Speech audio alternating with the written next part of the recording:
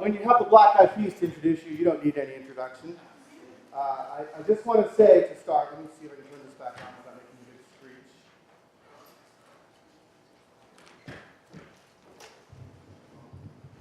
How's that? Okay. So this right here is a window into my soul. This blanket, I'll explain its meaning later on. It's a very sacred and important blanket to me. And it is literally a window for me. And I hope by the end of my talk today, maybe it will be a symbol for you guys as well. The Romantic poets, who I love so much, are very interested in symbols. The poet that I was just reading to you was Percy Shelley. And when he was in Italy, so he had left England, he was asleep in the dark. And there was no mass communication back then. There was no internet. This was 1819. And he heard that some workers in England had attempted to have a peaceful rally, a nonviolent rally, just to demand that they be given equal access to things like education and the right to vote, things that we take for granted today. But in Manchester, England in 1819, those things were not available to people of the lower classes. Shelley had already pretty much got himself run out of England for being a little too radical. He was an atheist, he was into free love, he married Mary Shelley, she wrote Frankenstein. They were a famous literary couple. But by this time, he was living in Italy. But news of that incident reached him on the shores of Italy. And that's the poem that he wrote. So I don't know if you guys read the ending of that poem. I'll come back to the ending of that poem later in this presentation, because it's a very famous poem called The Mask of Anarchy. And it is one of the most influential documents in the history of nonviolence, because Shelley did not think that the way to respond to violence was with more violence. And Shelley was an influence on thinkers such as Gandhi, King, and Aung San Suu Kyi.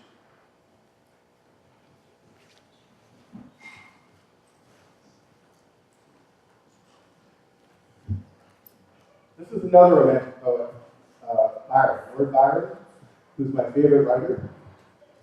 And he says, I can't read this very well, but he says, words are things.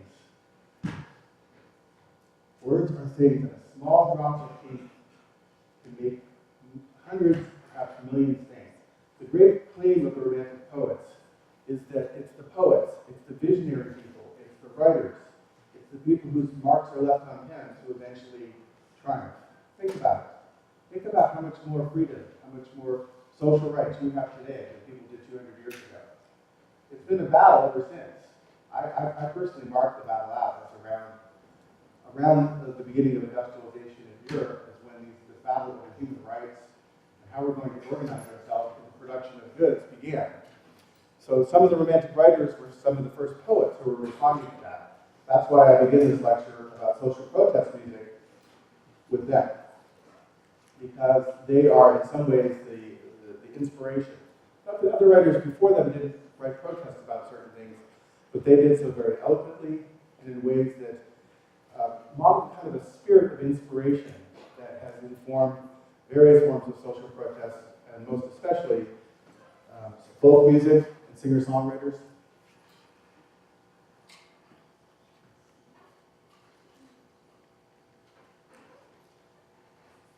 That list of things are ideas in social protest that I'm going to cover in this lecture today.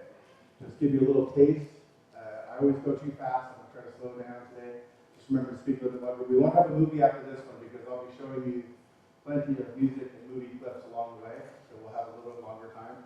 Please feel free to raise your hand, though, and interact and shout out something or ask a question or make a comment or bring up something that should be in next year's social protest presentation.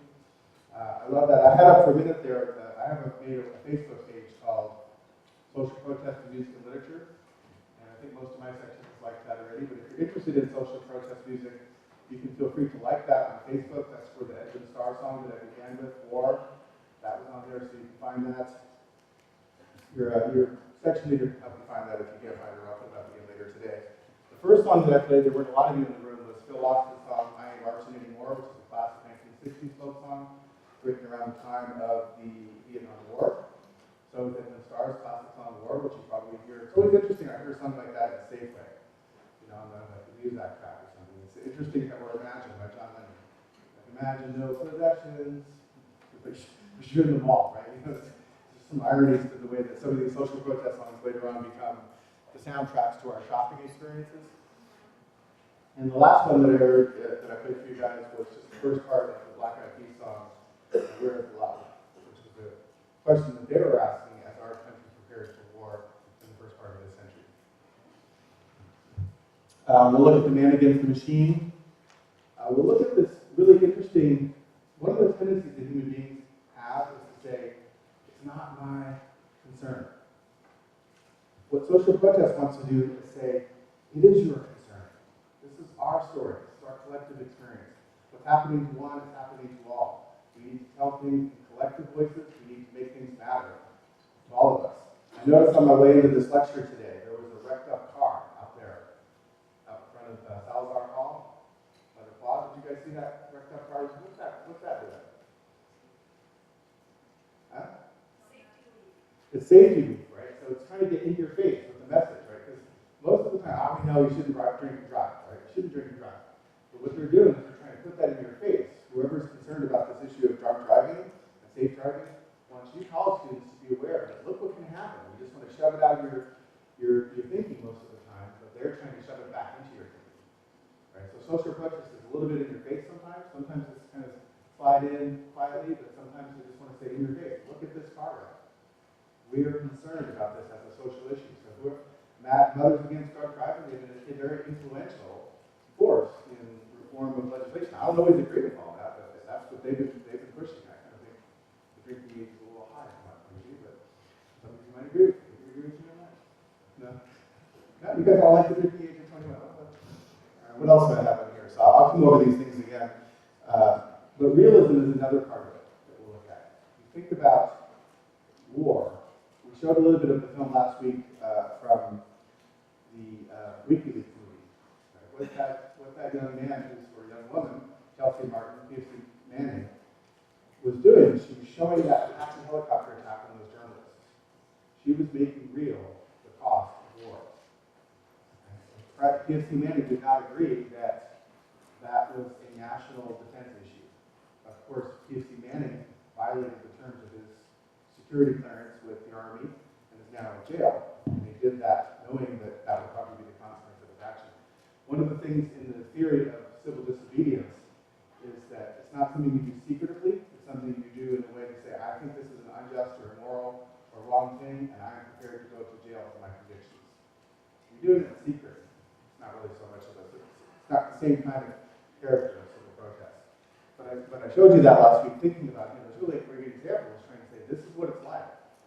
As the general who spoke after that clip was shown said in the movie, I don't think it was wrong for him. I mean, I can understand why that kind of thing happens in war. But I also don't think it's wrong to shield the American public from knowing that that's exactly what's happening. That yes, there will be civilian casualties. But the people who are in charge, oftentimes they want to say, well, we want to control that information. We want to keep that information from getting out. So one of the first wars that this happened in was the Napoleonic Wars in the first part of the 19th century. So I'll show you some poems and also some paintings from that time period that were trying to make real the cost of war. It's also very important that you have voices of hope. And I'll talk about some of those too. The Romantic poets started off this tradition filled with hope about what we as humans can imagine. In John Lennon's famous song, that's what he's talking about. Can we imagine a better world than the one we exist? Who says otherwise?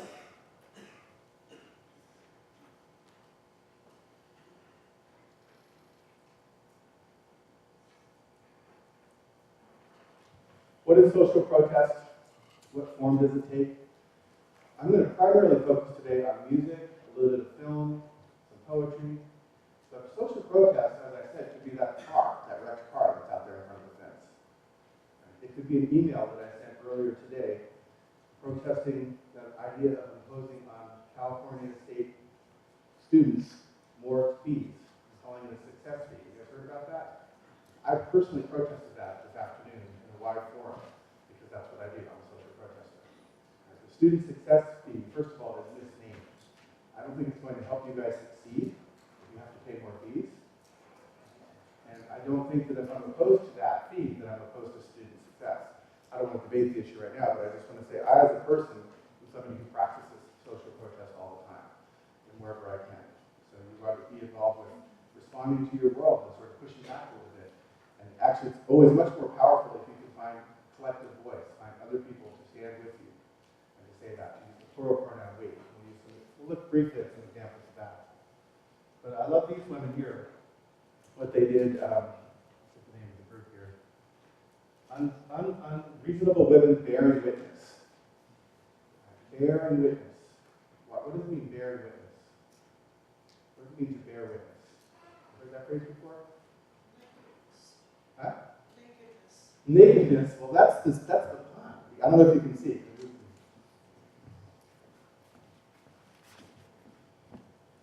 Rashmi's seen this before. So they're naked, yes. So to bear witness, though, that's the term that you use when you're going to court. You're going to provide testimony. You bear witness. So you saw what happened and you're going to provide testimony to it.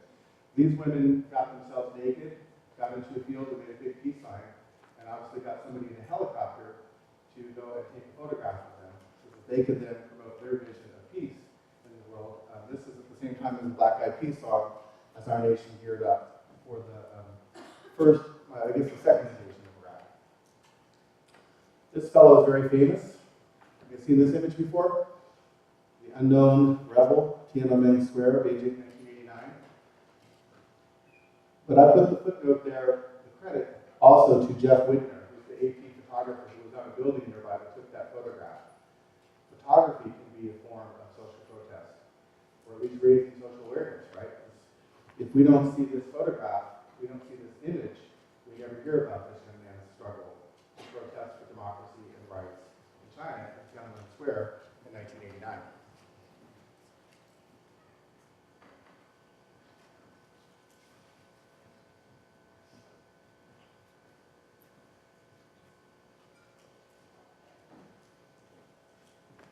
One of the people that you should know about in the history of social protest, I'll leave the light off for a minute here, because I'm going to show a film clip here, from a student a little bit older than you guys, who was at Berkeley in 1963. 1964, 50 years ago. A couple weeks ago marked the 50th anniversary of Mario Savio and the Berkeley free speech movement. If you are aware, there's a free speech spot here on campus that is in the corner of the green that's closest to Stevenson Hall, right over by where the new International Hall is. That's called the Mario Savio Free Speech area. And some of these quotes that you'll hear today are inscribed on the benches around those seats, because after he was a student at Berkeley, Mario Savio became a teacher here at Sonoma State for many years until his passing in 1996. He was a statistics professor, so he was a mathematician. I'm an English professor, so I'm interested in poetry. But both Mario Savio and I are interested in social protest and thinking about how voices can be heard that need to be heard. And what do you do when you're just outraged? So what outraged the Berkeley students? You might think of the Berkeley students as hippies or as people who were against the war. At the beginning of the free speech movement, that was not what the issue was. The issue was civil rights. These students were idealistic, and they were wanting to help support the unions in getting better treatment for people of color from the hotels in the Bay Area. So the hotels in the Bay Area were practicing racial discrimination in their hiring practices, and the Berkeley students were wanting to radicalize and support the unions in getting better treatment for people of color, for civil rights for everybody. This was during the civil rights movement in the early part of the 60s that this movement took place. You can see that there's a great documentary of this called Berkeley in the 60s. You can really see the roots of some of the dialogue in our country between what is passed off as sort of left versus right. Because on the opposite side of this, of Mario Savio's speech that I'm going to play for you right here, was the then governor of California. Guess who the governor was back then? Ronald Reagan. He might not have been governor just then, but in the movie, he's governor when the students, when he just gets so mad at the rock and roll and the hippies and the psychedelic music and colors, and they're all in the same room in the dark. So he's really disturbed by this, and he wants to put an end to it. Right? So Reagan represents one response to the sort of idealism and the hippie culture that was generated here in the Bay Area and spread nationwide. But let's listen to this famous speech. It's one of my favorites of social protest. But what's so great about it is just seize the moment. I mean, I think he probably wrote some of these things down, had some of these ideas. But you don't know, Mario Savio probably had no idea that we'd be looking at this 50 years later.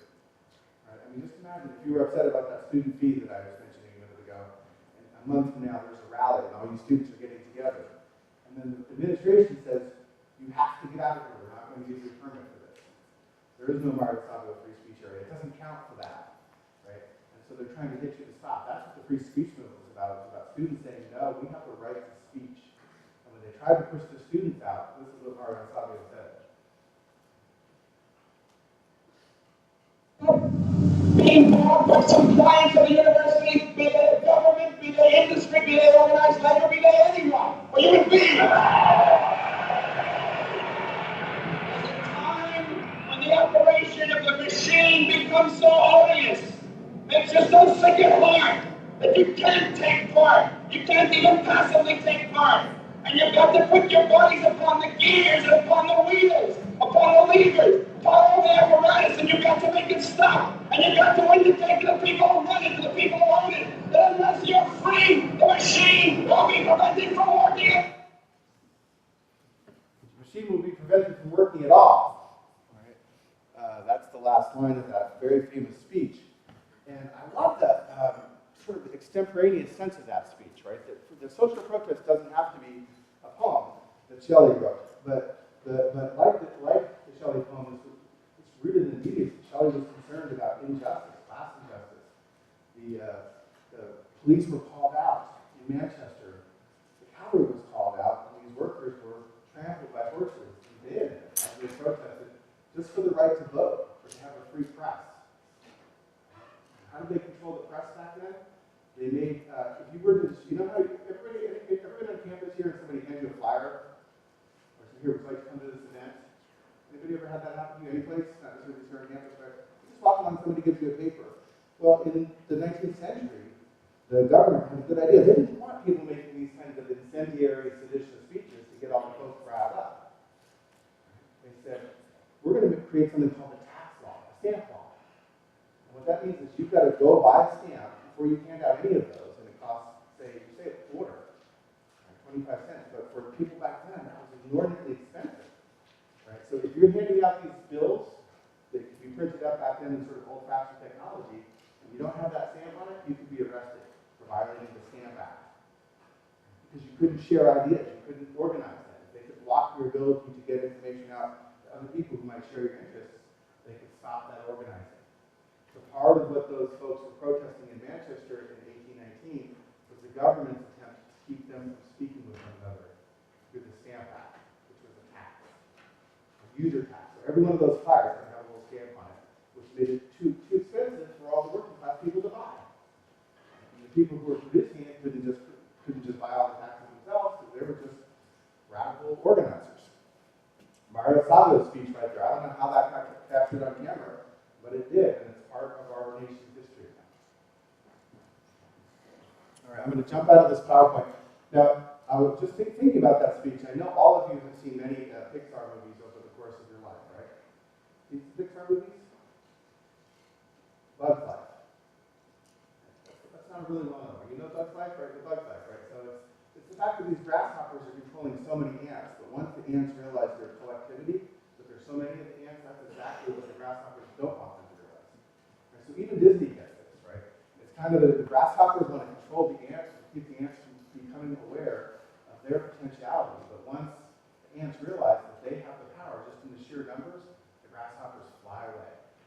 That, my friends, is a romantic vision. That's exactly what Shelley says in The Mask of Anarchy will happen. If you look at that. That when we realize that we are many and they are few, our power will assert itself naturally.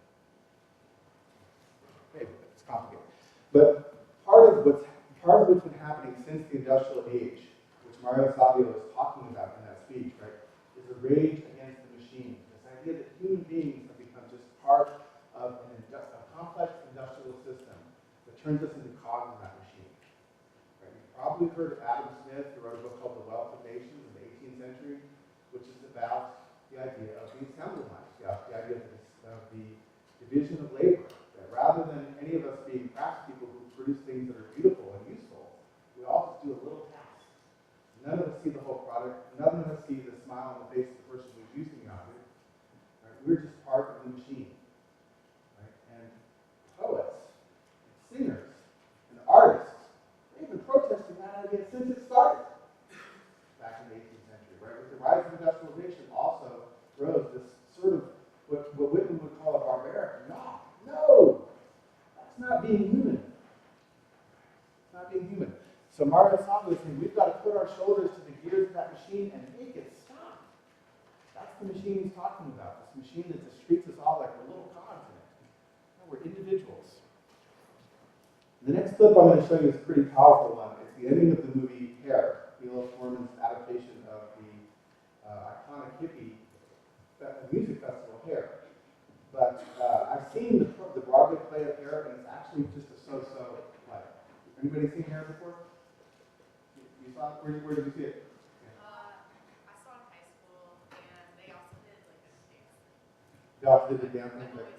So there's no narrative structure to the actual play. It's just a bunch of skits and hippie singing and singing songs. The songs are great. Very bad. Very good. But the songs are great. So what Milos Forman did when he made his movie, that was basically 10 years after The Flower of Love. This movie came out in 78, I think. Milos Forman's a very famous director. He directed One Flew Over the Cuckoo's Nest. He directed Amadeus, which is about Mozart. How many of you have ever seen the musical Hair? Alan? One. Just one person in the room has seen the musical Hair, right? Two. You saw it? Three. All right, we got some other people. So I'll show you the last one, but it's pretty powerful. I'm going to tell you the story. Spoilers, too bad, because it's the end of the movie. But in this case, the most important thing to these young men, and particularly the men in the hippie group, is their hair. That's the name of the musical. That's the name of the song. He's not going to cut off his hair. But the main action of the story takes place in New York City on the last couple of days for Claude Hooper Bukowski, who's going off to boot camp. And they give him, he runs into some hippies in Central Park, and they spend some time exploring New York City hippie culture in 1967. And then Claude Hooper Bukowski goes off to basic training and learns how to fight in the war. And they decide to visit him in Vegas, where I think he's in Nevada, where he's training. And they're not allowed onto the base. They won't let him come in. So these guys never pay attention to any rules, but these guys that are not letting him on the base have guns and uniforms and a gate. And usually they'll just climb over the gate, but because they're hippies, they just go where they want to go throughout the rest of the movie. But in this case, they get stopped. So Berger goes back and he cuts off his hair. And you have to watch it to see how they get a uniform. But they get a uniform, and he passes as a sergeant. He dresses himself in military gear. He sacrifices his hair, and he gets Claude off the base. So Claude can have one last weekend picnic with his girlfriend Sheila. And it's implied, at least in the movie, it's implied that he's a virgin, so he hasn't had a chance to be with this woman that he loves. And they're going to have at least a picnic and do some nice things. So this scene that I'm going to show you is the last scene of the movie. I would say it's showing what I really want you to pay attention to understand the story. When Berger is sitting there, the guy with the black hair is sitting there in the barracks, he hasn't been trained for the military at all. He doesn't know what to do, he doesn't know where to put his backpack, but he is just being yelled at by those drill sergeants. Get in line, soldier, get in line! Just the trauma of that. I think one of our speakers at the Veterans Panel just talked about how the yelling itself is just so harrowing in basic training. I remember that myself.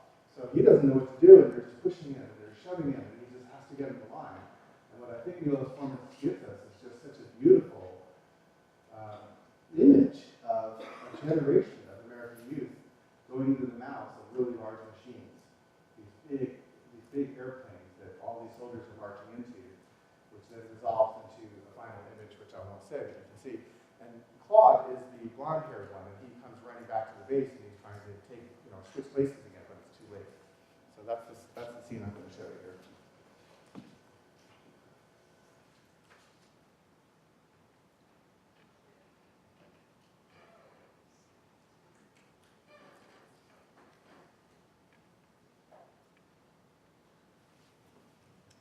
Every time I switch from one to the other, I better reconnect. So any idea how Milos Forman got that many extras for a movie? It was before CGI, they're not just doubled.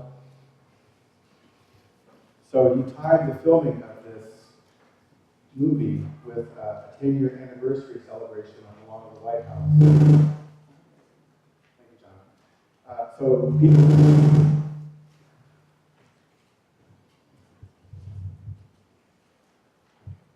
Is that better? Okay. I think I shouldn't move. He timed the celebration. There was a celebration, a commemorative protest that was akin to the kind of protest that happened during the height of the anti-war movement in the late 60s. So the movie was made 10 years later, and he just used this occasion to film this crowd. But the soldiers flying off in those awful, huge machines that were just devouring them dissolved into that scene where there's all of the. I mean, I've seen that scene 100 times. I get choked up. I just think of all of those soldiers who have been lost in all of these wars that we fought, and how many times have we said, never again. And I think, actually, to my reading of the film, I saw this film as a very young man. I was maybe 16 or 17 when I saw this film. It did seem to me that we were at a point in our nation's history where we had felt never again.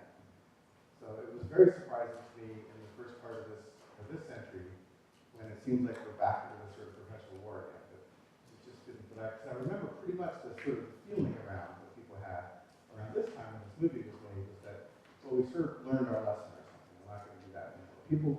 People get frustrated.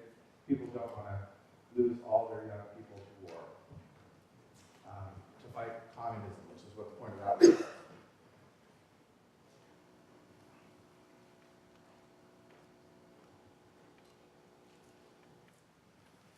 Stay, or do I have to go back and connect? Yes.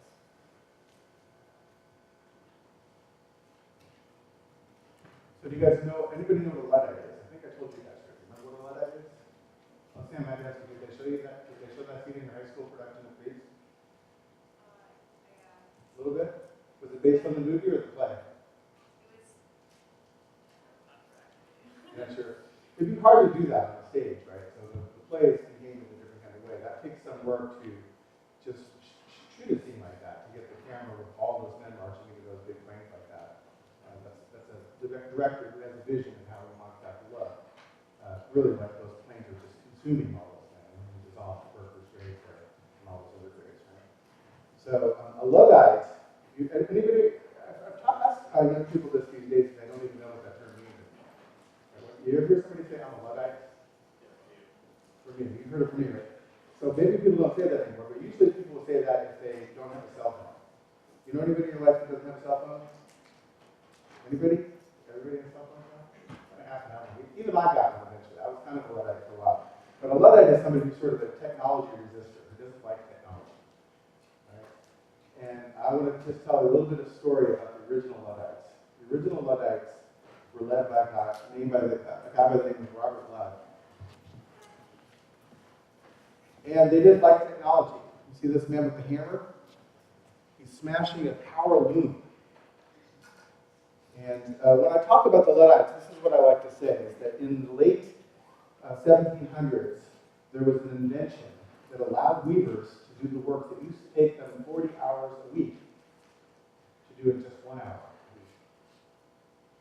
And so, of course, what happened after that was the weavers had a great big party, because they only had to work 1 hour a week, and the other 39 hours a week they could do poetry, literature, self-improvement, labor organizing, gardening, cooking, baking, raising families. Life for weavers became excellent because the work that used to take them 40 hours a week now could be done in just 1 hour.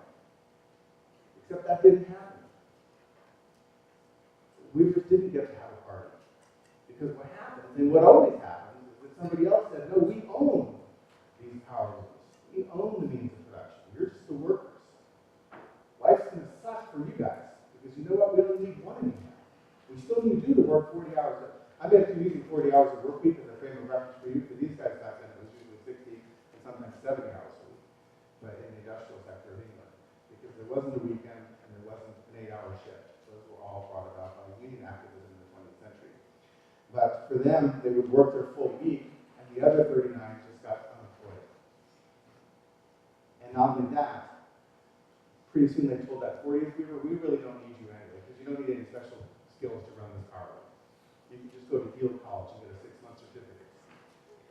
To become a weaver back in the day took years of apprenticeship.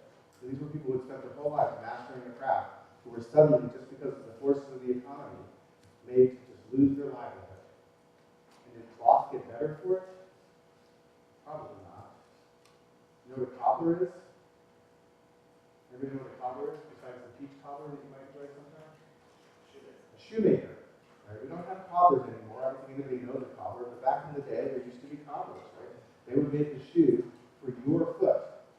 Now your foot is, the best you can do is you go into a store, you can say I'm a size 12 or 7 or 8, whatever your size is, you get an approximation. A cobbler in the 1700s or before would know your foot, would cut a piece of leather for the bottom of the shoe that would be for your foot. So, which is to say that you gain some efficiencies with mass production. You drive costs down, and you drive the cobbler out of business. You drive the actual weavers out of business because you've got the power of them. And those workers get dispossessed. So what do they become? They become part of the underclass. They go to work in a factory as part of the assembly line. In the case of England, some of them came here because they wanted to find better opportunities in the United States. And some of them become rebels. This is a figure of Robert Ludd, a cartoon that made him at the time. He was seen as a sort of gigantic figure. But most people that I talk to, even people my age, don't even know that the word Luddite comes from an actual social movement. So the Luddites went about smashing those power looms because they were destroying their livelihood. When I worked as the director of a homeless shelter in the 1990s in Silicon Valley, one of the groups of people that I saw repeatedly in the homeless shelter were mechanical engineers, draftsmen. You ever saw the Brady Bunch? Mr. Brady was always worried about the blueprints. Maybe that's a reference lost. Anybody watch the Brady Bunch? Probably not. But that was always the thing. Like he's lost, one of the kids messes up and ruins the blueprint. So the idea of a blueprint isn't something that anybody's really worried about anymore. Because it used to take a long term, just like the weavers in the 1700s, mechanical draftsmen, they take a long time to learn the skill to draw those plans for any architectural work that's going to be done. And it was a very high-paying job. In the 90s, a program called AutoCAD was created. You could get a certificate in AutoCAD at Field College that took you 6 months to get without any other college degree. So you could be 19 years old and could do that same work that mechanical draftsman had done that would take him much longer, and he was getting paid, back then like $50,000, $60,000, $70,000 a year. When that happens to you, it doesn't matter what you look like, what your social class was before, your ethnicity, whether you're using drugs, all the things that you think about homeless people, those guys were also in the homeless shelter. Because when the bottom falls out, nobody's going to hire you when you're like 55 years old or 50 years old, in the job that you've trained and done your whole life. You're now too qualified to do menial work, and not qualified, they'd rather pay somebody to do it on AutoCAD, which is a computer program.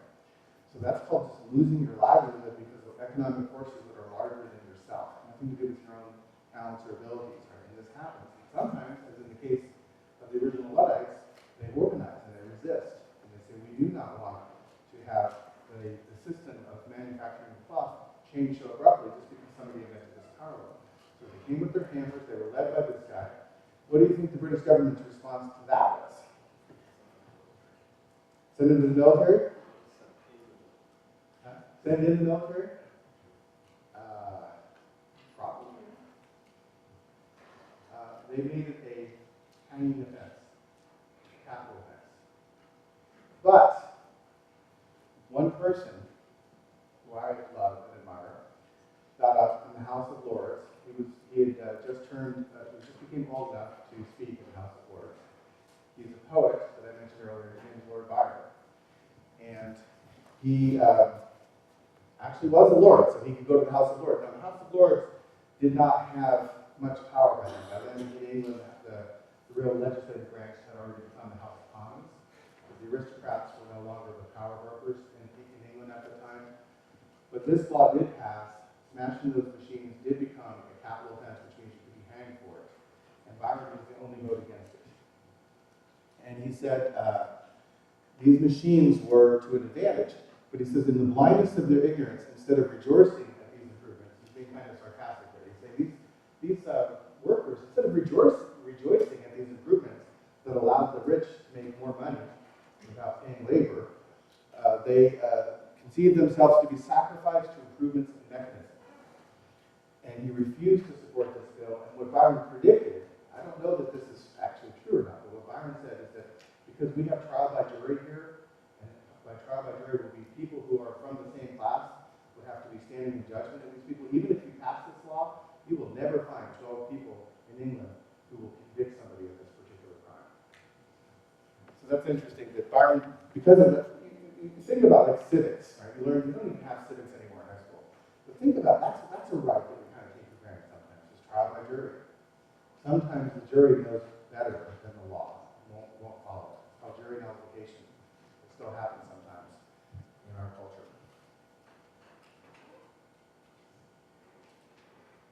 That was Byron raging against the machine, and since I'm using that as a theme to think about, I guess I better play something from Rage Against the Machine. The Voice of the Voiceless. You guys know Rage Against the Machine? So listen to that sometimes. All right. But the occasion for this particular song is the Rodney King beating. Right? Because George Orwell predicted that in a dystopian future of the future, we would be surveyed all the time. We would constantly have cameras on us monitoring everything we did. We talked, Dr. Farma talked about that a little bit last week, like when you guys were discussing the merits of that. Would that be a good thing to get more security, sacrifice our freedom, so on and so forth? What Rage is saying in this song, Rage Against the Machine, almost all of their songs are social protest songs, and they're explicitly picking up on that metaphor. They are raging against this machine, the same machine that Byron was complaining about, and the Luddites were complaining about, and that Milos Forman was depicting, and that Mark Savio was complaining about. But not Orwell's big brother, but little brother. Think about the outrageous things that people do in this country. The difference between now and previous times is that we see it. Because you guys here in your seats and everywhere in this country, you're little brother, not big brother. You have your cell phones. You have, in this case, you have a handheld camera. Somebody recorded what happened to Rodney King. It became part of our national history. It caused a riot when the people who did that did not get any criminal punishment whatsoever. Spike Lee put the clip of that beating at the end of his movie about Malcolm X. So that's the claim that the writers and the romantics are making, is that the voiceless will find voice through image, through art, through poetry, through film, through just showing people what is actually happening, showing the truth. But the machine wants to suppress that truth anymore, so we've got to rage against it.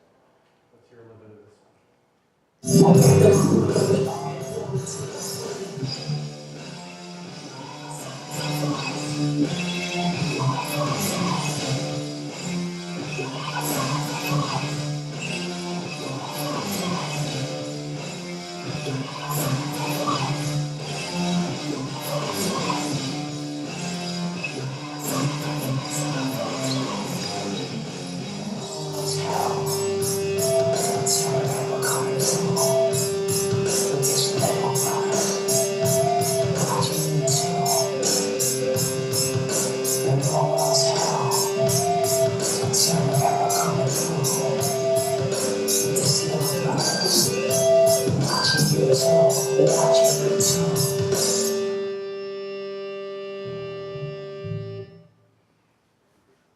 Maybe not for all tastes.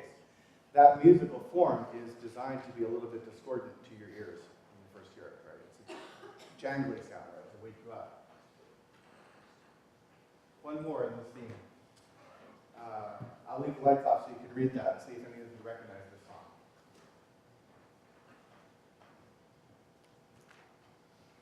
You might recognize the line, where is it? And even when you edit me, the booty don't lie. That sound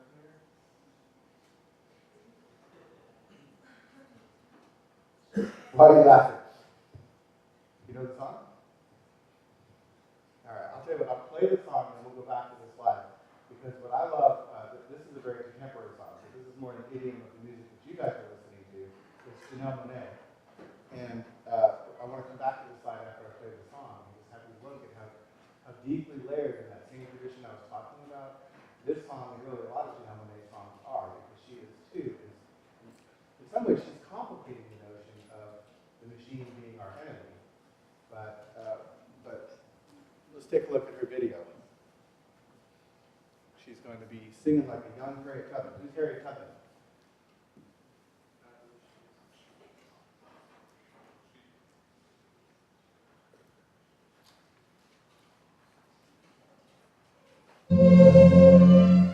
It's hard to stop rebels that time travel. But we at the Time Council pride ourselves on doing just that. All right, you guys can stand up and shake it out a little bit. Come on now. I told you that before that. You got a little energy in the room now, right?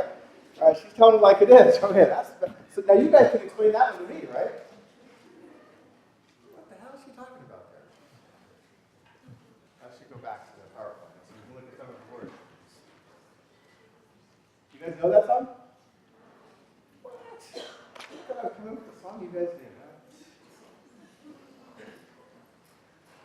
You should know that song. Are you glad you know that song now? So I was going to ask you to explain to me what the booty don't lie means, right? How about a social protest song? I was going to say that it tracks the message, I think. I absolutely not agree with you. How come? Yeah. Well, I do think it tracks the message. I'll let somebody else agree with you. What does she mean by the booty don't lie? She says, categorize me, I defy every label. She's complaining. That's a protest song about identity. It's about the way that society wants to label you. You're black, you're straight, you're gay, you're bi.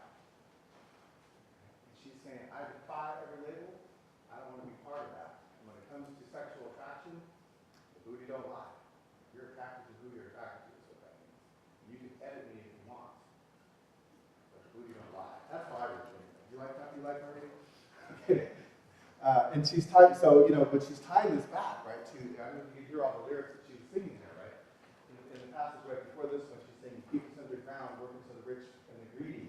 Right? But what about the needy? Right? She's speaking in sort of double, because to be an African American singer in this culture is to speak on the one hand about the general oppression of African American people, but also about the particular oppression of African American women. And they're losing their children. So she's saying, we're rising up now.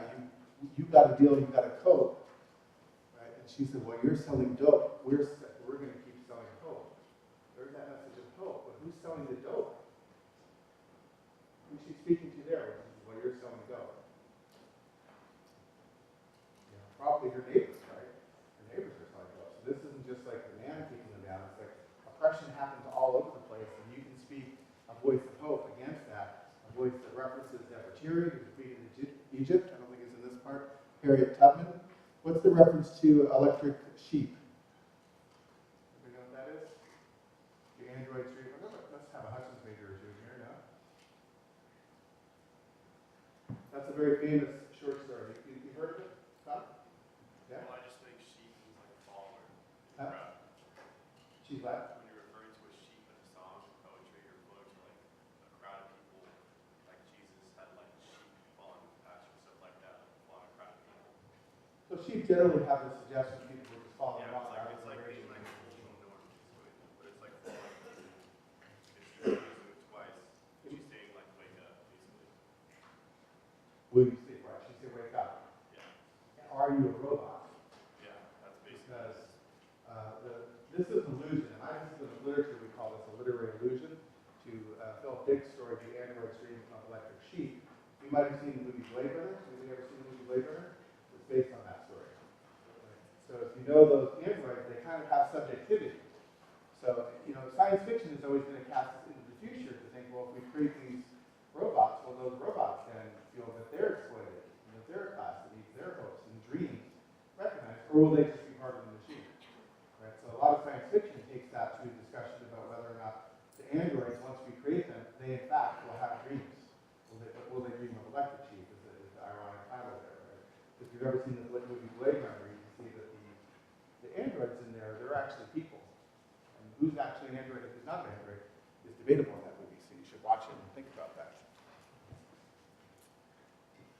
Also making a reference to Marvin Gaye's very famous social protest song, What's Going On.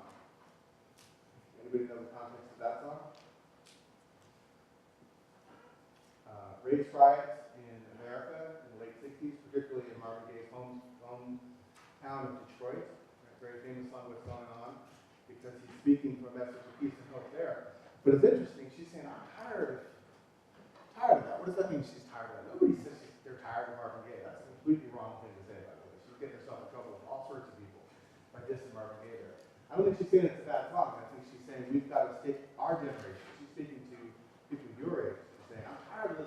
old 60s folk songs that Professor Wandling keeps showing in the War and Peace lecture series every year.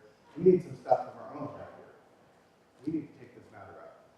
What are we doing in our communities? And where are we going to find hope? I think. Anyway, I love that song, but I should have let you guys dance for it now.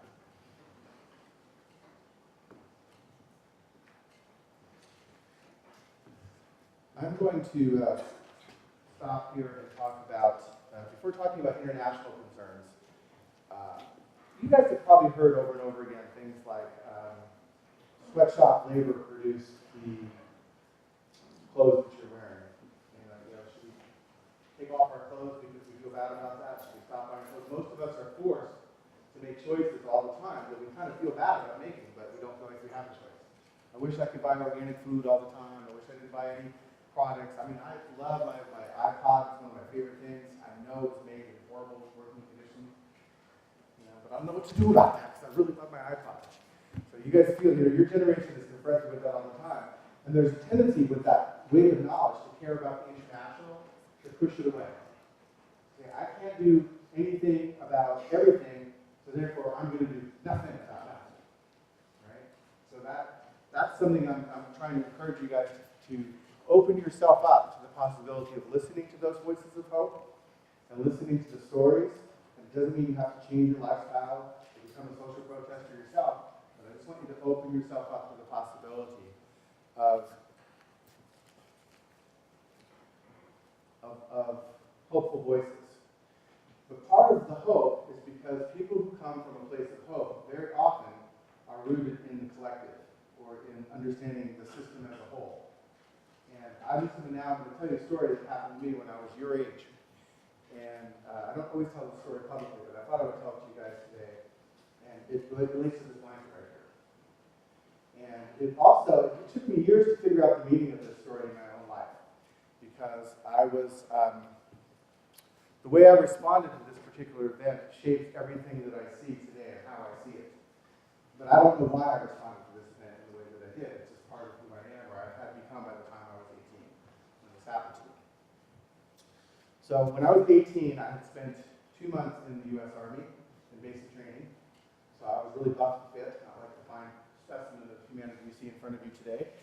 But I had gone home. I had gone home and I got my car that had all my stuff in it.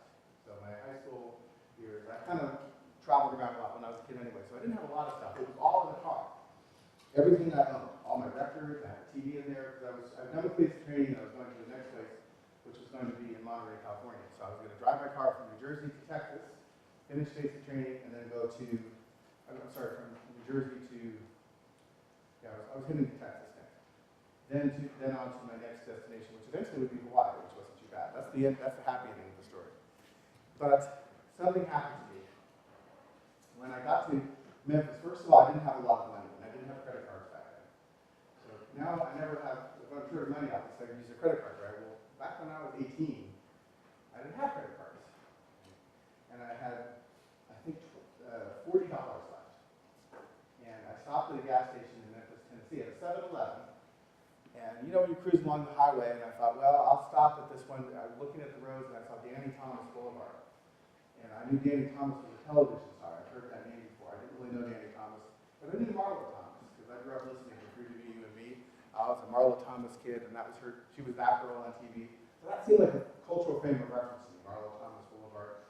It was either Danny Thomas Boulevard. So I got off there. I was really on fumes.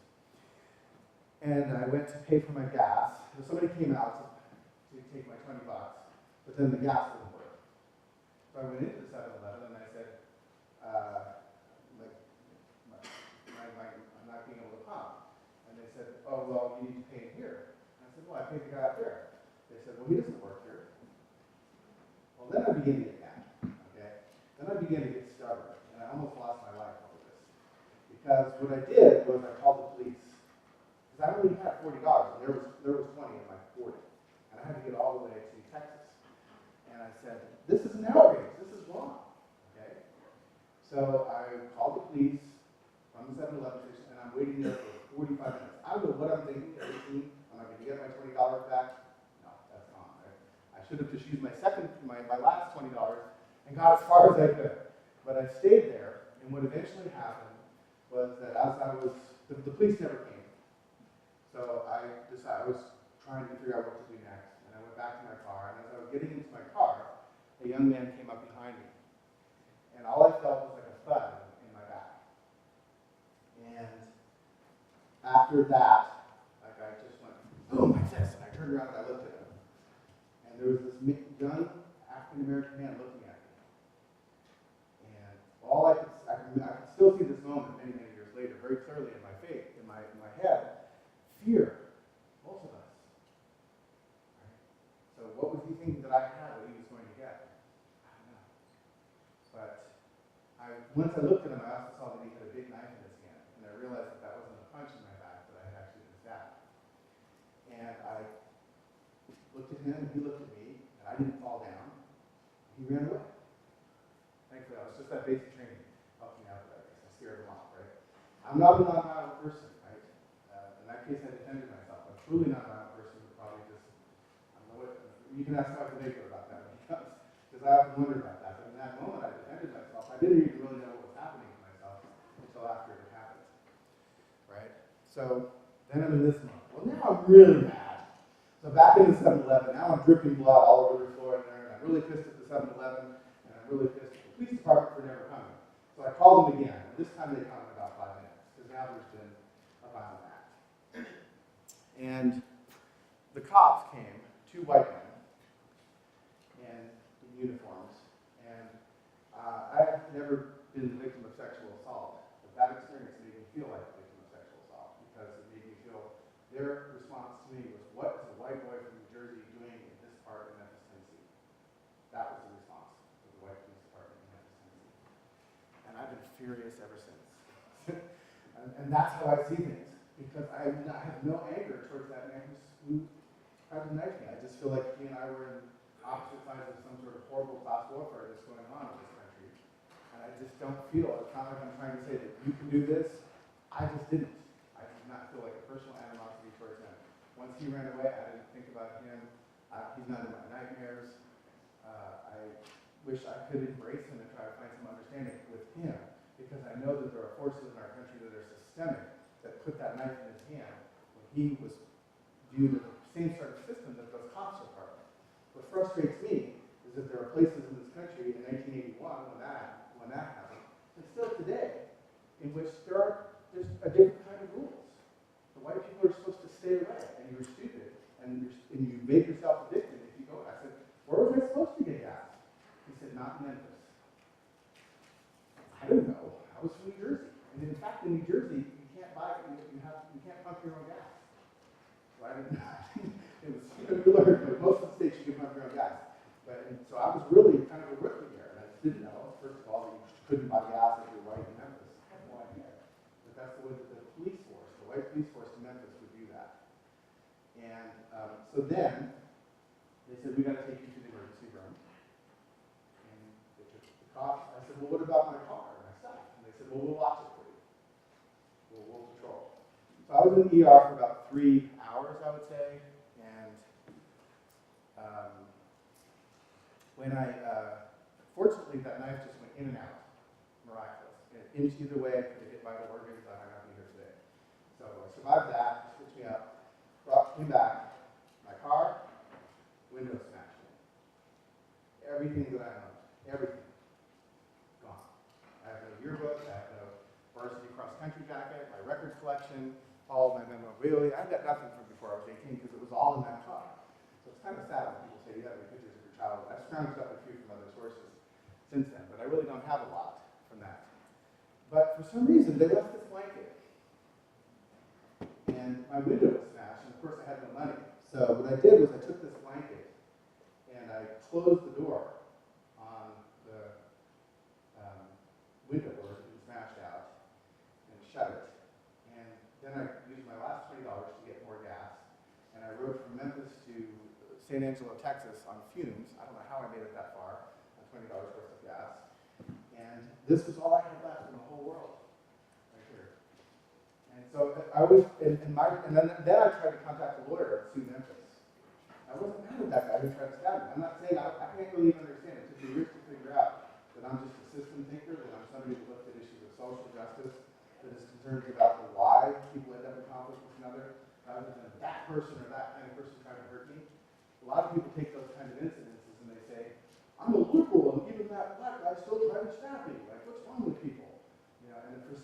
my wires didn't work that way. And for that, I thank the people who raised me, because I don't know how those wires got in me that made me leave that experience without just feeling, an increase in the already, we're unconsciously fed, we're overtly and unconsciously accept racism and fear all the time in our lives.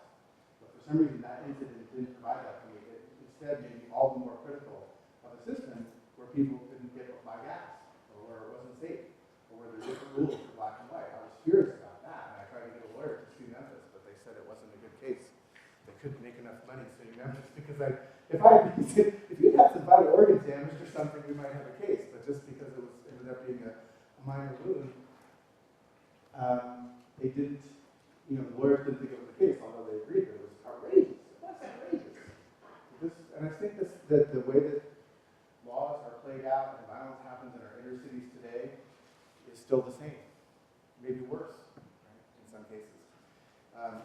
I have a good friend of mine who teaches a Hutchins program, and we agree that the Wire, the television show The Wire that HBO produced in the middle of the last decade, is one of the best things that you can ever read to understand what life in the city is like, and the racial tensions in the cities, and the different laws and rules that apply to people of different ethnicities in our cities. So that city is Baltimore, but I think a lot of our cities share the same sort of tragic thing. We're just not.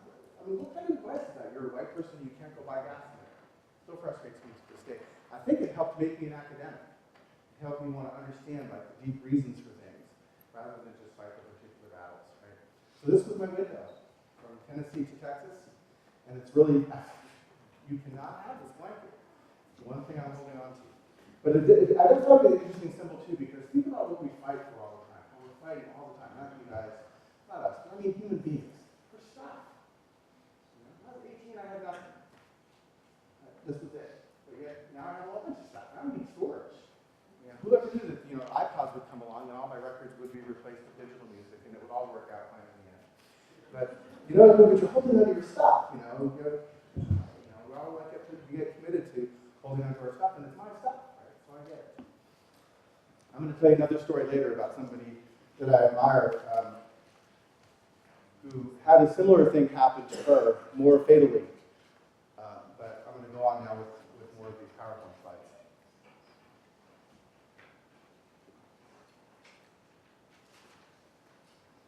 Because one of the things that social protest writers want to do is to get you to care about things. I hope you care just a little bit more about the fact that justice isn't the same in Memphis, Tennessee, or in Oakland, California, or in Baltimore, Maryland, just because I told you that story. Right? Sometimes when you hear a story, it's not your world, you don't have to worry about it, but if you hear that story, it might help you think about it. Like that happened to me. I became part of that part of our nation's history.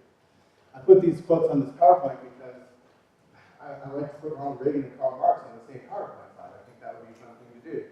But the commonality is that Marx is saying, workers of the world unite. Marx was a 19th century political economist. He was an idealist and a materialist.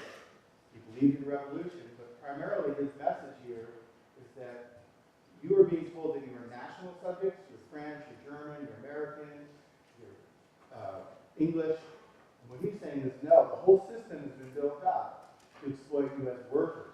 Almost all those people who are wanting you to go off and kill each other in wars are making huge profits off of those wars, huge profits off of the industrialized system. You guys have more in common with each other than you do with the people who are the leaders of your country. That's a brief summary of some of Marx's thinking. It's a complicated thing, but it's international in scope.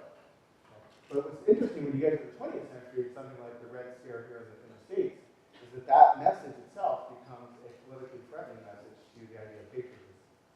Like if you believed in this idea just intellectually, you thought it was a cool idea, you found yourself blacklisted and sometimes in jail in the 1950s in our country, where free speech is supposed to be protected.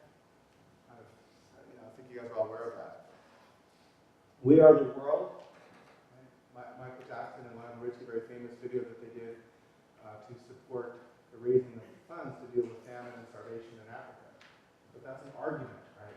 The world, that's not happening over there. We are that world, right? So a lot of artists and singer-songwriters and movie producers, they're aware of these kind of messages. And even though they're producing in a system that is dominated by the same kind of corporate values of they're sort of working within that system sometimes to either do like this, a direct fundraiser, or to appeal to you guys sort of subversively. I put Reagan on here after King. Martin Luther King, when he was a protester, he was from Atlanta, Georgia. So he was famous for being arrested in Birmingham, which is in Alabama. So he was an organizer. So he was a civil rights leader who went around to different states where racial injustice was being practiced, where discriminatory laws were in place, and he intentionally broke them, and he and his followers wanted to get arrested. Because in the tradition of civil rights, civil disobedience, the only place for a just man when an unjust law is in place is in jail. That's Thoreau said that. Another true thinker. So he wanted to get arrested, right? But he's trying. You got to have publicity. So he wrote a very famous letter from Birmingham jail. He published that letter while he was in jail, and he said, "People say I'm an outsider, that I should just mind my own business, go back to Georgia." But he says, "No, justice anywhere is a threat to justice everywhere. If we don't have the same system of justice." Now, I read this many years after my experience in Memphis, Tennessee, but when I read it, I was like, yeah, exactly right, Martin. And so, now this one may not really belong there, but I put it for the same kind of thing. We do this all the time. So when the Berlin Wall was up, and it was dividing Germany into East Germany and West Germany, dividing the city of Berlin in half, our president told the president of the Soviet Union, Mr. Gorbachev, tear down that wall. Couldn't Mr. Gorbachev say, it's not your business. You're an outsider. You're an outside agitator, just like Martin Luther King was an outside agitator, right? I'm not defending, I would say I agree with Reagan on that last. We got all of us what needed to come in. I think Reagan was right about that. But you see, the rhetoric is the same. It's like sometimes when you are convinced of a cause, then the idea of like just paying attention to the fact, well, this isn't really the purview of our understanding here. We're not the electorate in here. Sometimes the most powerful voices can be the people who are not affected by something, who come in solidarity. As tragic as it was when white civil rights movement leaders, activists got killed in Mississippi, that brought national attention to that story. Because it showed an act of solidarity on the part of those, many from the North, many whites from the North came down to participate in civil rights movement, and 3 of them were tragically killed, and that brought attention to it. Sometimes, I know it's hard to think about your own individual death, but this is we heard from the veterans who were here. When you're a soldier in a war, you have to be prepared to die. And sometimes, if you are waging peace, you're putting your body in the way of violence. Same kind of experience that happens to those folks. William Morris puts this up very nicely. He's a little bit after Marx. He's an English writer who really believes that we should go back to pre-industrial times and just make. You ever heard of arts and crafts movements, like do your own stuff? He was the original DIY guy. He thought we should go back to that. And he also didn't think we should be fighting the nationalistic wars of European colonization and conquest. And he said, I will never submit to be marched off to shoot at by French or German or Arab friend in quarrel. He's not going to be dressed up in that red uniform of the British. I would rather rebel sooner than do that. But that's where it gets really complicated in life when you have to make those choices. Because he's saying the same thing as Marx. He's saying, I have more in common with my brothers, my Arab brothers, my German brothers, my French brothers. But national governments say, not only do you have to go fight, we have the right to draft you. You're living here. We can force you to go into the military. And if you don't do this, we can put you in jail. That's our right, because we're the government here. So Morris is rebelling against that.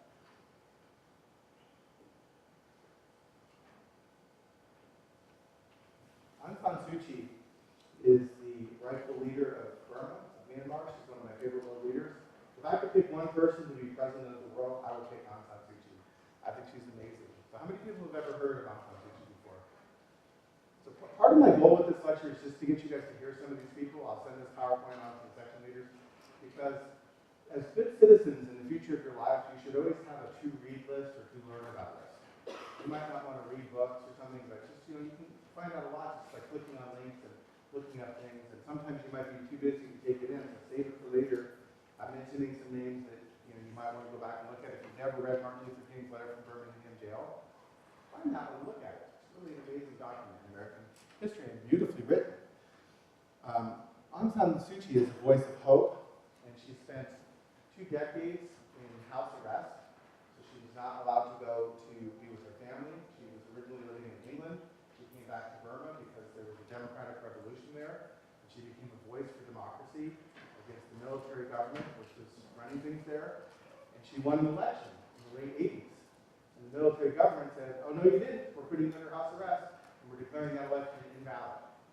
So, and her response then, if you read her words, she's very committed to nonviolence, so she doesn't want to have a violent revolution, get behind her and start showing pictures of her to justify troops killing each other. She believes in nonviolent resistance, and she believes that truth and hope will eventually win out. Right? But those are hard choices to make. If you saw the movie called The Lady, which was about her, which really dramatized the fact that, for instance, her husband died of cancer in England, and she wasn't able to be with him. So when you make a choice like that, you're making some very tough choices in terms of your personal life. Later on this semester, the Tuesday before Thanksgiving, we're going to show a whole movie. It won't be a talk that day. We're going to show the movie called Into the Current, which is about the many activists in Burma who have followed her lead and who have protested, who have given their whole lives to protesting that unjust regime in Burma. But it's because of hope that they pursue their efforts. I have this on here just because when she got her Nobel Peace Prize, 10 years after the fact, she was able to accept it. They gave her the prize, but she couldn't get out. But when she finally came out to get it, I'll show you. That's all I'm showing you, just the applause, because I love that. So for me, receiving the Nobel Peace Prize means... I'll have some of her work later on, but I want you to see that applause, because the world knows injustice when it sees it. They gave her the Nobel Peace Prize. She couldn't get out to accept it for 10 years. When she finally got there, that applause of people from all over the world tells you that they probably would agree with me. If we had an election world president, I bet you she'd just might win. If those people were voting, they were voting with their hands there. You can look at other people's Nobel Prizes, and they don't get that kind of applause. Just like normal applause. But that just was going and going and going because they recognized that they were in the presence of greatness, and of somebody whose hope had inspired generations. I like to put quotes from both sides of the political aisle here. This is a Republican president, Eisenhower. We heard from him in the first class this semester talking about the military-industrial complex.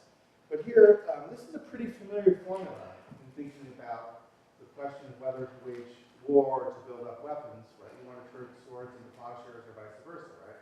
So what Eisenhower is saying, and he said this speech on the occasion of Stalin's death, is that every weapon that we make is taking food out of the mouth of our children. Right?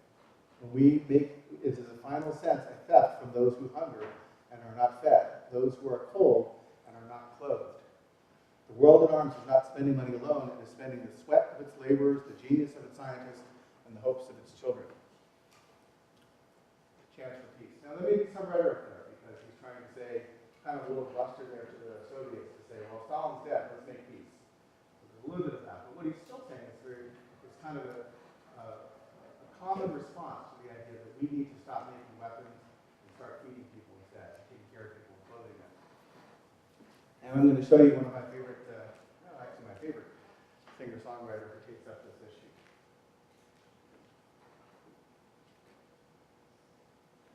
Singer-songwriters of the 60s and 70s, I think, were invoking the same tradition as the Romantic poets. And this passage here says, what are we making weapons for? We keep on feeding the war machine. We take it right out of the mouths of our babies. We take it away from the hands of the poor. What are we making weapons for? You can sing along. I'm going to play the song here in a minute. This is John Denver, who's kind of known for doing folksy pop songs in the 70s. This song was written in the middle of the 1980s. What John Denver did was extraordinary. He was a very popular U.S. singer. So think in your generation, somebody like Justin Timberlake or like that, going over to ISIS and collaborating with somebody in ISIS to sing a song about the hurt and the feelings of people who were living there in Syria or Iran or Iraq, who were so angry and hurt, who saw us as the enemy. Right? What John Denver did in the middle of the Cold War, the height of the Cold War in the 80s, he went to Russia, went to the Soviet Union, and he met with Sasha, who was a very popular singer there. And he said, let's sing a song together. And I'll write two verses. The first verse will be from the point of view of a farmer in America who's lost his farm because of the farm crisis. Another way of life just going away from people.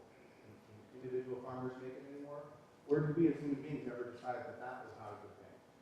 A lot of farmers lost their livelihoods in the way of life in the 80s.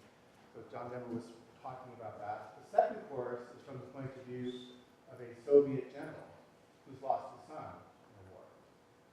So when John Denver originally recorded the song, he does both verses, and then the third voice is from more or less his persona as a singer-songwriter saying, what's the future going to hold? Why are we still making weapons, right? When he went to Russia, he met Sasha, and Sasha agreed to sing the second verse, so you hear the Russian voice there. In the background here is the Soviet Army chorus, the Red Army chorus. So think about that. Think about if somebody today wrote a song that was, because now our enemy is, someplace in ISIS or the Taliban or something like that, and tried to collaborate with a singer from that culture and to try to give expression and voice and understanding, which if we're ever going to find peace, we need those things. We need expression and voice, and we need understanding to open ourselves up to realize that everybody everywhere, when we feel fear and we feel threatened, then that's where we get into trouble. When we find understanding, we realize that, hey, even if we just have just a blanket, we're going to be okay. We're going to be able to move on and figure things out. So I'll show you this clip. It's a pretty long one, and also John Denver introduces it. He says it's the finest thing that he ever did. I agree with him, and I'm a big fan of a lot of the things that he did.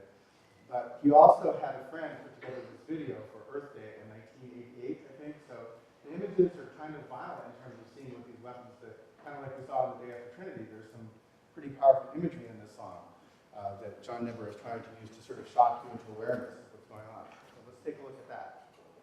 If you want to get up or stretch or something during this song, please do.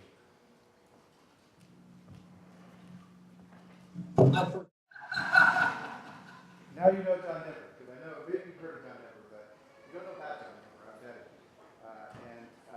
That would be a good response number for those of you who have to write response numbers. Try to write just one stanza from the point of view of somebody that our nation currently considers to be an enemy. Try to figure out what they might think or what's going on in their lives.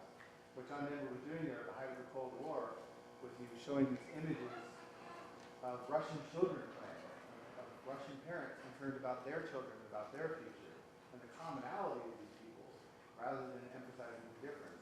And he was the first American singer to go to Russia in about 10 years. Nobody had been there for 10 years, from the early 70s to the mid-80s when he did that. And afterwards, Billy Joel also did a full tour in the Soviet Union, but John Denver was the first. And he was also very involved with presidential, he was working very hard behind the scenes for peace and to end world hunger. And eventually he was supposed to fly on the Challenger. When the Challenger blew up, they stopped that program, but he was going to be one of the next civilians in space. So he was pretty well connected, and he was making this point. He made this video and the song for a point. Let us begin. Did you guys hear the lyrics on that, or did you wrote the lyrics? Have we forgotten we say never again? Did you hear me say that? We're showing all those images from World War II. In World War II, Russia and the United States were allies.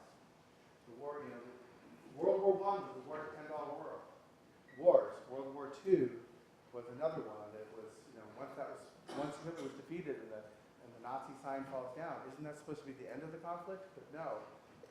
We're in the mid-'80s there, so we're talking about, I think I've got my mic off, sorry.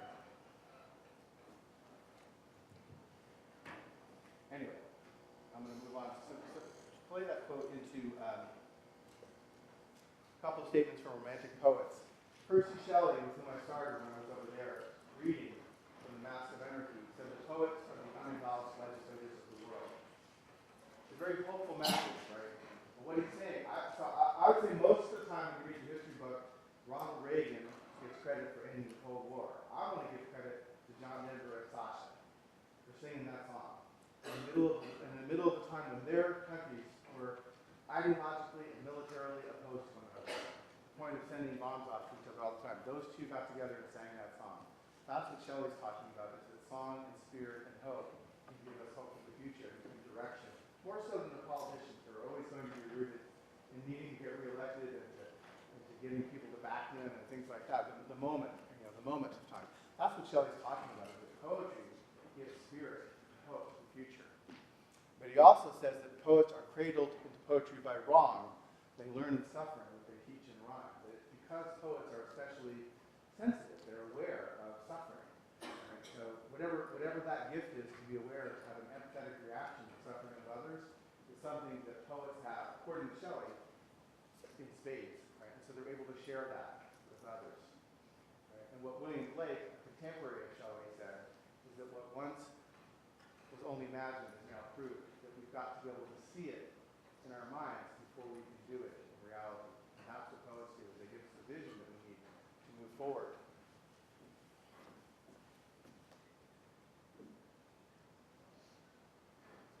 So here's a quote from Aung San Suu Kyi's Freedom from Fear. That's the name of her book, Freedom from Fear. She wants us to stop fearing. She says the quintessential revolution is that of the spirit born of the intellectual conviction of the need for change in the mental attitudes and values which shape the course of the nation's development. I would argue that she's a romantic poet too. Right? She's carrying on that same spirit. If you read her writing, she's incredibly literate and elegant and eloquent in putting forth the concerns of her country for justice. But now, I'm going to tell you the sad part of this chapter. We only got about another 10 minutes here. I want to get to Woody Guthrie. We got one more song. I'm going to skip a lot of songs, but we got to do Woody. But let me tell you one sad chapter in that John Denver saga that I just taught. That was probably the last album, the last major record album that John Denver ever produced. And he didn't have any big hits off of that. That song nobody ever heard. Even contemporaries. I'm a big John Denver fan, so I knew it. I saw him sing a lot. But what was he saying in that song? Let's stop making weapons and let's start feeding our children. Well, good old President Reagan, one of the things he did in the 80s was he said, I'm in favor of deregulation. We've got to stop keeping capital from doing what it needs to do in order to maximize profits. Because if they maximize profits, good things will happen for all of us. It will trickle down and make us all rich. Right? You probably read about that or heard about that, trickle-down economics of Reagan, right? So he deregulated a lot of industries and he allowed a lot of monopolies to happen. So one of the things that happened is that, remember the people that Eisenhower was warning us about, the military industrial complex? They decided, well, what if we just bought up all the media? Because we're tired of these independent journalists who are investigating us like Woodward and Bernstein did, and Pentagon papers being published, and we don't want them to be published. So if we just buy up all the media, we can silence those voices, or we can at least make profits matter more to the people who are managing those organizations than actual news stories. So John Denver made millions and millions and millions of dollars for RCA Records in the 70s and into the 80s. He was one of the best-selling artists in the history of popular music. And his company, RCA Records, was bought by General Electric. That's nothing to worry about, right? Except the GE is one of the biggest national defense contractors in America. So this news story, and I'm not going to claim causation just because of correlation, but this is a direct news story from December 12, 1985. General Electric Corporation, long eager to enter the broadcasting business, will purchase RCA Corporation, which was one of the major entertainment corporations at the time, the parent of NBC Television. So here, a defense contractor is basically buying a huge section of the media. This has happened over and over again since then. Peter Phillips alluded to this in his talk. This is a problem. What he called a truth emergency is when the people who we need to be, practicing democracy about just buy the stuff that's going to give us the information. So RCA was purchased by GE, and they dropped John Denver from their label the following year. Probably didn't want to hear a song about what are we making weapons for when you're a major defense contractor. I can't. There's no memo to that effect. Just bad timing for John Denver that he happened to have that song out when his company got bought by a detractor. I already read the first part of that song right there. I'm going to go quickly through just a couple points here to make it. But this is the ending of this poem, where he's telling people that, I don't have the oracular slaughter, but he's talking about the fact that the figure of hope stands in the way of the mask of anarchy and sacrifices herself to it. And ultimately people will. Some of my students watch the movie Gandhi, right? Did you guys watch that last week? That's what happens is that when you're doing nonviolent protest, eventually the people in charge are going to do something to run you down or to kill you. And if you're doing nonviolence, you just need to sit there and take it. But that death will rise like oracular slaughter and will bring awareness to everybody. The slaughter will give voice, and it will become an oracle. And we will remember, like the ants in the bug's life, that we are many and they are few. I'm only going to play the first few guitar riffs of this one. You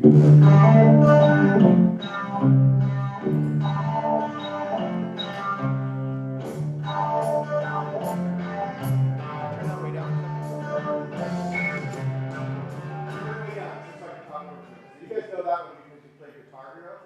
Some of you, at least, right? But do you know what that song's about? You You've heard that song, right? And that song is about the shooting of 4 students your ages at Kent State in 1972 by the U.S. National Guard. Stephen Stills and Neil Young and Crosby, Stills and Nash wrote that song on the airplane ride home from finding out about that. They were from one concert to another. That event happened, and this song was on the radio within a week. That's immediacy. So social protest can be very effective while the young people of America are really pissed off, they're already being sent off to die in Vietnam, and then they stage a protest, and the U.S. government kills them when they're just protesting. And you've got singer-songwriters who can get that song on the radio a week later, but you've lost it now, or you've heard that song, but you know that story. That's what they're saying, 4 dead in Ohio. That's what they're talking about. Kent State, 1972, protesting the Vietnam War. Again, I don't want to, I'd say that song, and in fact the death of those poor people in Kent State, helped to end that Vietnam War, because enough is enough when you can get the publicity out about these things. I'm going to skip over this one because I want to get to Woody.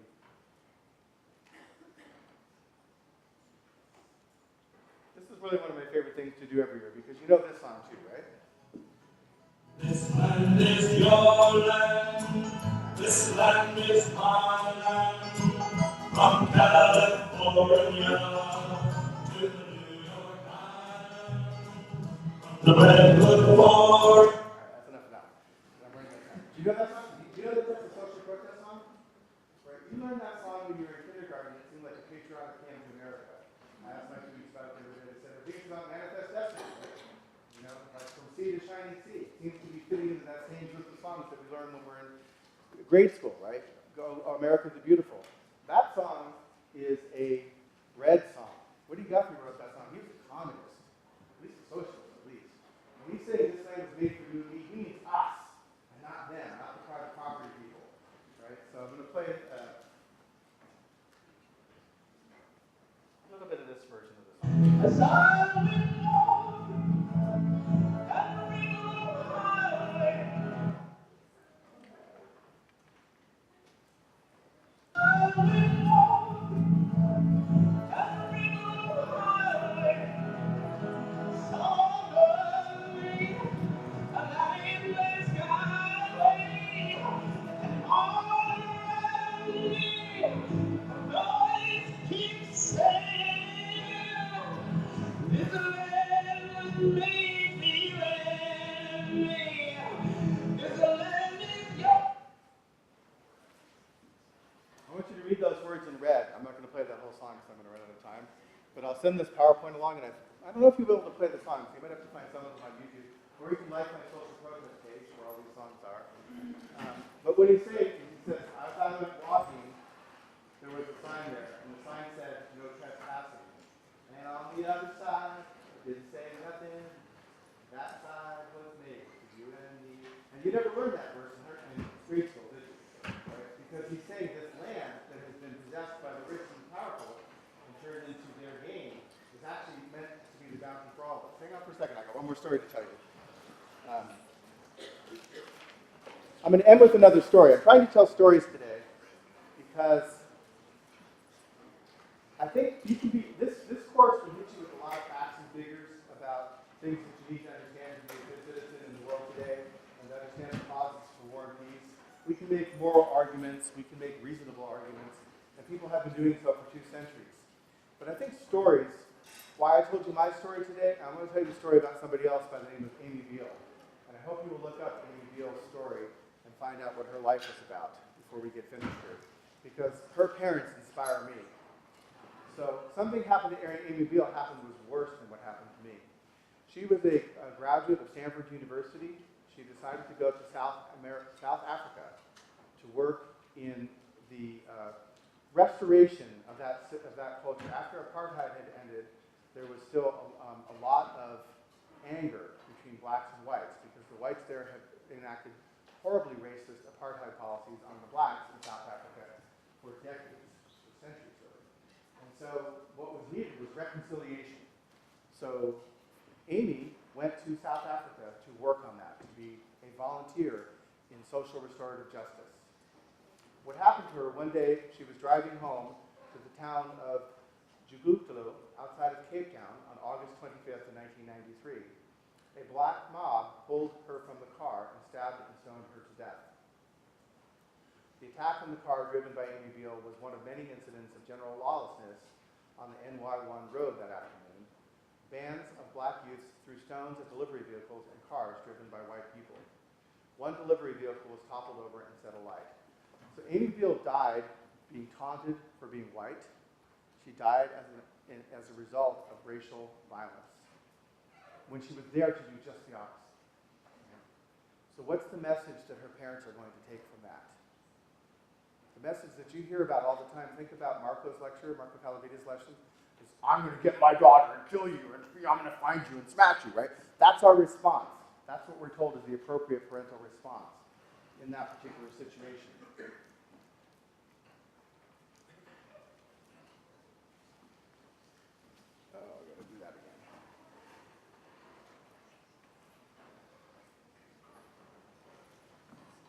These parents inspire me and they amaze me, because what Amy Beale's parents did was they said, don't anybody ever do violence in the name of my daughter, of our daughter. We are going to go to South Africa and we are going to finish her work, because that's what she would have wanted. She did not want violence. Sorry, thank you. Thank you, Doctor. Not only did they go there and continue the work, and the mother is still there continuing that work, they met the people who killed their daughter.